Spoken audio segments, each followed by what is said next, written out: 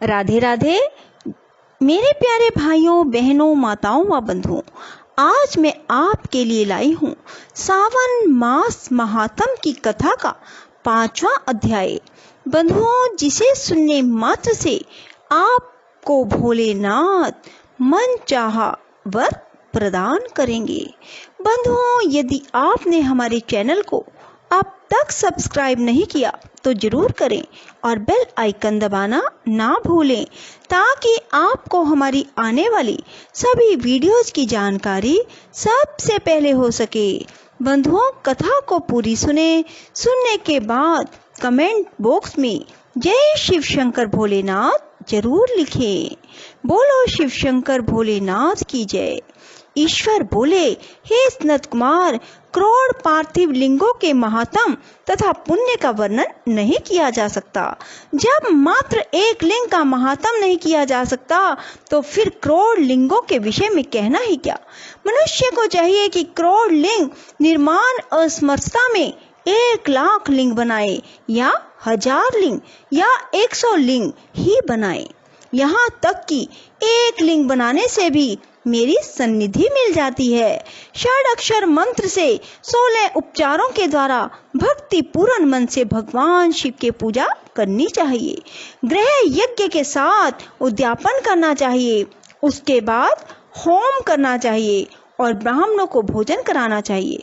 हे सनत कुमार, इस अनुष्ठान को करने वाले की अकाल मृत्यु नहीं होगी। यह व्रत बांझपन को दूर करने वाला, सभी विपत्तियों का नाश करने वाला तथा सभी संपत्तियों की वृद्धि करने वाला है। मृत्यु के पश्चात वह मनुष्य कल्प पर्यंत मेरे समीप कैलाश वास करता है। जो मनुष्य श्रावण मास में पंचामृत से शिवजी का अभिषेक करता है, वह सदा पंचामृत का पान करने वाला, गोधन से संपन्न, अत्यंत मधुर भाषण करने वाला तथा त्रिपुर के शत्रु भगवान शिव को प्रिय होता है। जो इस मास में अनुदान व्रत करने वाला, हविष्य अन्न ग्रहण करने वाला होता है, वह ब्रीही सभी प्रकार के धान्यों का अक्षय निधि स्वरूप हो जाता है। पत्तल पर भोजन करने वाला मनुष्य सुवर्ण पात्र में भोजन करने वाला तथा शाक को त्याग करने से शाक करता हो जाता है। श्रावण मास में केवल भूमि पर सोने वाला कैलाश में निवास करता है। इस मास में एक भी दिन प्रातः स्नान करने से मनुष्य को 1 वर्ष स्नान करने के फल का भागी कहा गया है।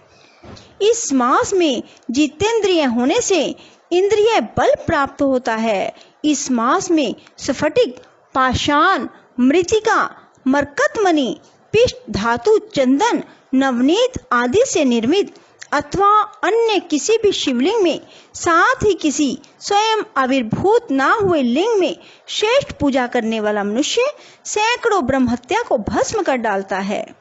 किसी तीर्थ क्षेत्र में सूर्य ग्रहण या चंद्र ग्रहण के अवसर पर 1,00,000 जप से जो सिद्धि होती है, वह इस मास में 1 बार के जप से ही हो जाती है। अन्य समय में जो 1000 नमस्कार और प्रदक्षिणाएं की जाती हैं, उनका जो फल होता है वह इस मास में 1 बार करने से ही प्राप्त हो जाता है। मुझको प्रिय इस श्रावण मास में वेद पारायण करने पर सभी वेद मंत्रों की पूर्ण रूप से सिद्धि हो जाती है। श्रद्धा युक्त होकर इस मास में 1000 बार पुरुष सुक्त का पाठ करना चाहिए अथवा कलयुग में उसका 4 पाठ करना चाहिए अथवा वर्ण संख्या का 100 गुना पाठ करना चाहिए अथवा वह करने में असमर्थ हो तो आलस्यहीन होकर मात्र 100 पाठ करने चाहिए। ऐसा करने वाला मनुष्य ब्रह्म हत्या आदि पापों से मुक्त हो जाता है, इसमें कोई संदेह नहीं। गुरु पत्नी के साथ संसर्गजन्य पाप के लिए यही महान प्रायश्चित है। इसके समान पुण्यप्रद, पवित्र और पाप नाशक कुछ भी नहीं है। पुरुष सुकत के जप के बिना इस मास में 1 दिन भी व्यतीत नहीं करना चाहिए। जो मनुष्य इस फल को अर्थवाद कहता है, वह नरकवादी होता है। इस महीने में समिधा, चारु, तिल और धृत से ग्रह यज्ञ होम करना चाहिए। शिव के रूपों का भलीभांति ध्यान करके धूप, गंध, पुष्प, नैवेद्य आदि से पूजन करना चाहिए। अपने सामर्थ्य के अनुसार कोटि होम, लक्ष होम अथवा 10 सहस्त्र होम करना चाहिए। ओम भू, ओम भुवा, ओम स्वः के साथ तिलों के द्वारा भी ग्रह यज्ञ नामक होम किया जाता है। हे सनत कुमार, इसके बाद अब मैं वारों के व्रतों का वर्णन करूंगा, आप सुनिए। हे अनक, इनमें सर्वप्रथम मैं आपको रविवार का व्रत बताऊंगा। इस संबंध में लोग एक प्राचीन इतिहास को कहते हैं। प्रतिष्ठानपुर में सुकर्मा नामक एक द्विज था। वह दरिद्र, कृपण और भिक्षावृत्ति में लगा रहता था। एक बार वह धान्य मांगने के लिए घूमते घूमते नगर में गया। उसने किसी एक गृहस्थ के घर से मिलकर रविवार का उत्तम व्रत करती हुई स्त्रियों को देखा। तब उसे देखकर वे स्त्रियां परस्पर कहने लगी, इस पूजा विधि को शीघ्रता पूर्वक छिपा लो। इस पर वह विप्र उन स्त्रियों से बोला, हे श्रेष्ठ स्त्रियों, आप लोग इस व्रत को क्यों कर रही हैं और ये मुझसे क्यों छिपा रही हो? समान चित्त वाले सज्जनों के लिए परमार्थ ही स्वार्थ है। मैं दरिद्र और दुखी हूँ। इस श्रेष्ठ व्रत को सुनकर मैं भी इसे करूँगा। आप लोग इस व्रत का विधान और फल मुझे बताएं। स्त्रियां बोली, हे ब्राह्मण, इस व्रत के करने में आप उन्माद और प्रमाद करेंगे अथवा भूल जाएंगे अथवा इसके प्रति अभक्ति या अनास्था रखने लगेंगे। अतः आपको यह व्रत कैसे बताऊं? उनकी यह बात सुनकर उनमें जो एक प्रौढ़ा स्त्री थी वह उस ब्राह्मण से व्रत तथा व्रत की विधि बताने लगी। हे ब्राह्मण, श्रावण मास के शुक्ल पक्ष के प्रथम रविवार को मौन होकर उठ करके शीतल जल से स्नान करें। उसके बाद अपना नित्य क्रम संपन्न करके पान के एक शुभ दल पर लाल चंदन से सूर्य के समान पूर्ण गोलाकार 12 प्रीतियों वाला सुंदर मंडल बनाएं। उस मंडल में लाल चंदन से संज्ञा सहित सूर्य का पूजन करें।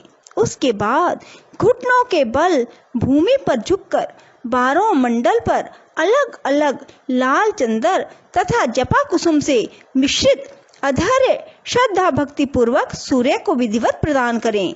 लाल अक्षत, जपा कुसुम, अन्य उपचारों से पूजन करें। उसके बाद मिश्री से युक्त नारिकेल के बीज का नैवेद्य अर्पित करके आदित्य मंत्रों से सूर्य की स्तुति करें और श्रेष्ठ 12 मंत्रों से 12 नमस्कार तथा प्रदक्षिणाएं करें। उसके बाद 6 तंतुओं से बनाए गए सूत्र में 6 ग्रंथियां बनाकर देवेश सूर्य को अर्पण करके उसे अपने गले में बांधे और फिर 12 फलों से युक्त वायन ब्राह्मण को प्रदान करें। इस व्रत की विधि को किसी के सामने नहीं सुनाना चाहिए। हे ब्राह्मण, इस विधि से व्रत के किए जाने पर धनहीन व्यक्ति धन प्राप्त करता है, पुत्रहीन पुत्र प्राप्त करता है, कोड़ी कोढ़ से मुक्त हो जाता है, बंधन में पड़ा व्यक्ति बंधन से छूट जाता है, रोगी व्यक्ति रोग से मुक्त हो जाता है। हे ब्राह्मण, अधिक कहने से क्या प्रयोजन? साधक जिस कामना की इच्छा से व्रत को करता है उसे पूरी भोलेनाथ करता है। इस प्रकार श्रावण के 4 रविवारों और कभी कभी 5 रविवारों में इस व्रत को करना चाहिए। इसके बाद व्रत की संपूर्णता के लिए उद्यापन करना चाहिए। हे ब्राह्मण, आप भी इसी प्रकार करें, इससे आपकी सभी कामनाएं पूरी होंगी। इसके बाद उन पतिव्रताओं को नमस्कार करके वह ब्राह्मण अपने घर आ गया। उसने जैसा सुना था उसी विधि से उस संपूर्ण व्रत को किया। अपनी दोनों पुत्रियों को भी वह विधि सुनाई। उस व्रत के सुनाने मात्र से शिव जी के दर्शन से तथा उनके पूजन के प्रभाव से वे कन्याएं देवांगनाएं के सदृश हो गई। उसी समय से उस ब्राह्मण के घर में लक्ष्मी ने प्रवेश किया और वह अनेक उपायों तथा निमित्तों से धनवान हो गया। किसी दिन उस नगर के राजा ने ब्राह्मण के घर से होकर राजमार्ग से जाते हुए खिड़की में कड़ी उन दोनों सुंदर अनुपम कन्याओं को देख लिया। तीनों लोकों में कमल, चंद्रमा आदि जो भी सुंदर वस्तुएं हैं उन्हें वे दोनों कन्याएं अपने शरीर के अवयवों से तिरस्कृत कर रही थी। उन्हें देखकर राजा मोहित हो गए, क्षण भर के लिए वहीं खड़े हो गए। ब्राह्मण को शीघ्र बुलाकर उन्होंने दोनों कन्याओं को मांग लिया। तब ब्राह्मण ने भी हर्षित होकर दोनों कन्याएं राजा को प्रदान कर दी। उस राजा को पति रूप में प्राप्त करके वे कन्याएं प्रसन्न हो गई। वे स्वयं इस व्रत को करने लगी और पुत्र पौत्र आदि से संपन्न हो गई। हे मुने, महान ऐश्वर्य देने वाले इस व्रत को मैंने आपसे कह दिया। जिस व्रत के श्रवण मात्र से मनुष्य सभी मनोरथों को प्राप्त कर लेता है, उसके लिए अनुष्ठान का फल का वर्णन कैसे किया जाए। बोलो शिव शंकर भोलेनाथ की जय। राधे राधे, जय श्री कृष्णा। बंधुओं, यदि आपको हमारी वीडियो पसंद आए तो इसे लाइक करें और शेयर भी जरूर करें। धन्यवाद।